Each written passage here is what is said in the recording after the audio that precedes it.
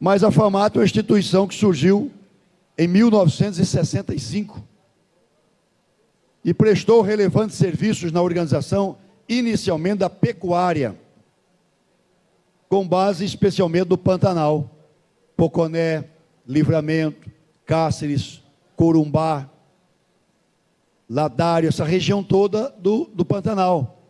Porque quando a FAMAT nasceu, nós ainda tínhamos a porção sul-mato-grossense conosco.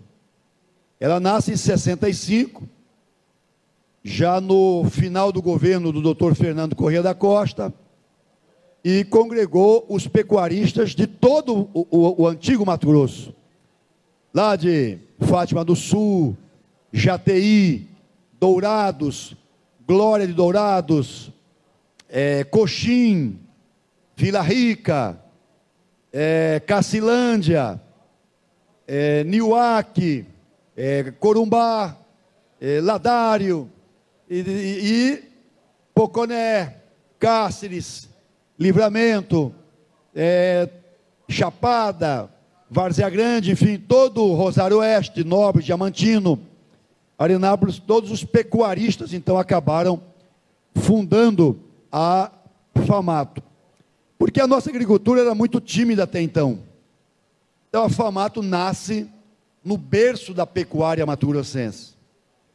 E a pecuária mudou muito o perfil. É por isso que muita gente quebra. Quebra porque não consegue observar o tempo e as mudanças que o tempo traz. Antigamente, deputado Sebastião Rezende, deputado Zeca Viana, desculpe. Hoje o senhor é um expoente na produção de grãos de Mato Grosso. Mas em 1965, falar em produzir soja em Mato Grosso era loucura. Completamente fora do contexto. E naquele tempo, é comum ouvir dos velhos pecuaristas que bastava ter 800, 900, 1000 vacas por ano, que dá para sustentar 2, 3 filhos no Rio de Janeiro, em São Paulo, e tocar fazenda tranquilamente em Poconé, em Livramento. Era rico. Quem tinha 1000 vacas, está dizendo aqui o deputado José Eduardo Botelho, quem tinha 1000 vacas naquele tempo era rico. Educava os filhos no alto padrão, conseguia sustentá-los fora do Mato Grosso, de Mato Grosso. Hoje, quem tem 1000 vacas, passa dificuldade, com a família de 3, 4 filhos. Não precisa ter aquela prole enorme, que era uma das marcas das famílias, 7, 8, 10, 12 filhos, como nossos avós tiveram.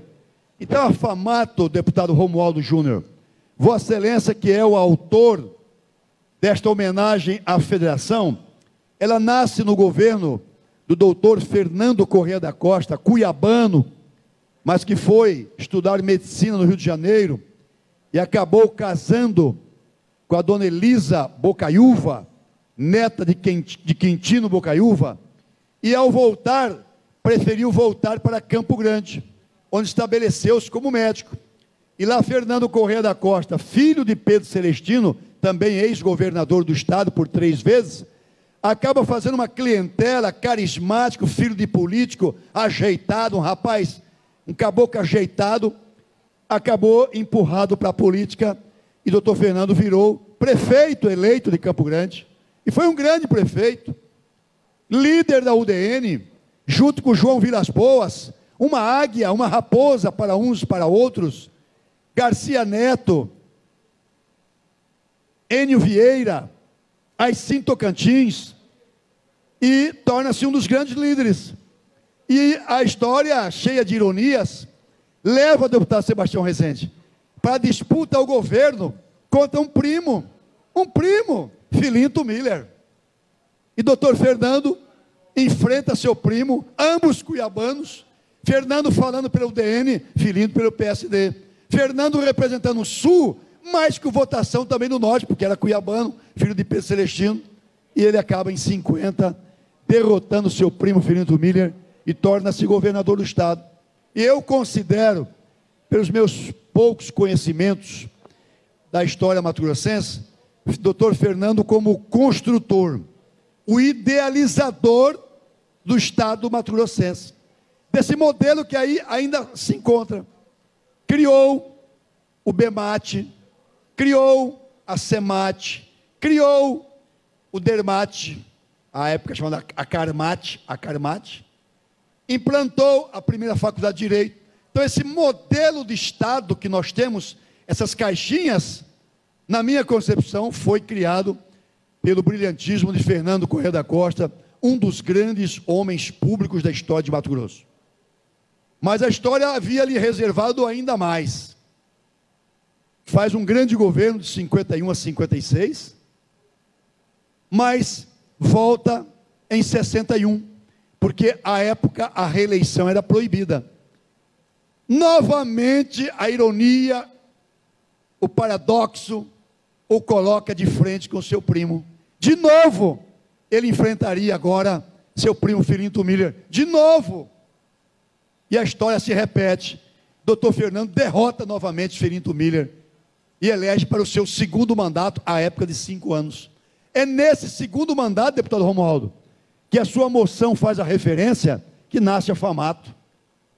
19 de novembro de 1965.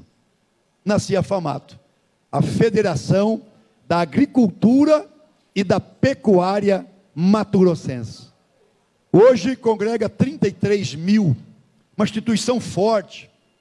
Mas eu não sei, aí eu não entendo, não acompanhei, por que os produtores de soja criaram a sua associação própria, por que os produtores de algodão, a sua própria, uma fundação de pesquisa, a Fundação Mato Grosso, muito boa por sinal, excelente, acabaram saindo, ou não sei se ainda se encontram, sob a égide da FAMATO. É claro que há controvérsias, é claro que há opiniões diferentes da minha, mas eu não poderia deixar de parabenizar o deputado Romualdo Júnior e a sua assessoria pela felicíssima ideia de prestar aqui, unanimemente, uma homenagem a uma federação importante que tem estimulado a vocação do nosso querido Mato Grosso. Hoje são mais de 28 milhões de cabeças de gado. São mais de 28 milhões de cabeças de gado. O Mato Grosso coloca gado no mundo inteiro, em vários continentes. E o nosso gado é um gado que ainda hoje tem o chamado selo verde, né? É o gado que come pasto, que come capim, colonhão, braquiária, mombaça, Tanzânia. É um animal alimentado ainda por produtos verdes. Por isso encontra o mercado cada vez mais aberto, mais expansivos. Mas a União Europeia, especialmente alguns países, são eiro e vezeiros em criar empecilhos legais para sempre bloquear a carne nossa lá.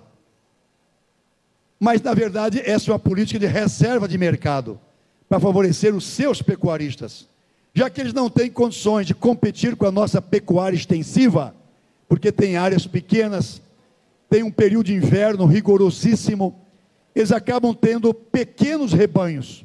E para impedir que a carne mato-grossense brasileira tome de vez o mercado europeu, eles vão criando de tempo em tempo barreiras fitossanitárias, enfim, criam uma série de exigências para barrar esse fluxo de uma carne de qualidade in natura que Mato Grosso produz. Eu encaminho o requerimento pela aprovação, para que nós possamos prestar essa homenagem à FAMATO, hoje dirigida por um correligionário meu, o senhor Rui Prado, que tem também relevantes serviços prestados não só à pecuária, à agricultura, mas a Mato Grosso de uma forma geral. É um jovem muito inteligente, um futuro promissor, que conhece sobremaneira os percalços, os caminhos difíceis da produção mato-grossense,